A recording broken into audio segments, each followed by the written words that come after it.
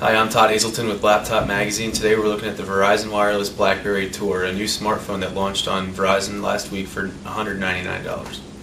The Tour looks like a cross between the Curve 8900, which is available on AT&T and T-Mobile, and the Bold, which is available on AT&T. It's a 3G device, and it looks a lot more like the Bold because of the keyboard, which has the frets here separating it, unlike the Curve, which had kind of more nubbier keys with more spacing.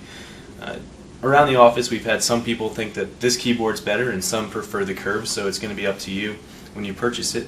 Going around the device, we have a 3.5mm headphone jack, volume controls, a charging port, and a quick launch button, which defaults to the camera right now. On the other side, there's a voice launch button for launching contacts by name. You speak it into the phone. On the back here, you see this sort of carbon fiber-ish finish. It's kind of neat and it looks very attractive. There's also a 3.2 megapixel camera. That's better than the Bold and on par with the new Curve 8900 on the other carriers. Up here on top we have a lock button, which you can toggle quickly by just touching it to lock the phone. And on the other side, a quick mute button, so if you jump into a meeting you can put it on buzz really quickly.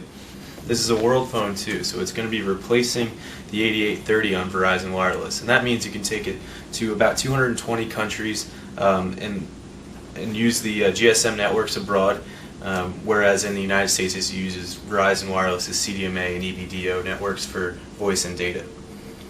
Moving around the menu here, you can see it's the newer operating system, so that's what the Storm offers, the Bold, the 8900, so the colorful icons are now replaced by these black and white with a few other colors.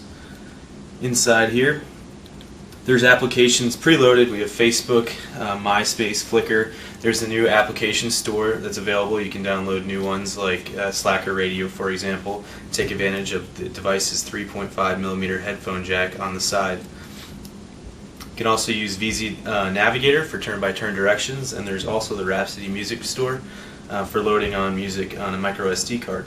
One of our biggest gripes, besides the device not having Wi-Fi, is the screen's resolution is very high for its size, so on full HTML pages like our home page here, the text is really small and you really need to take advantage of the zooming.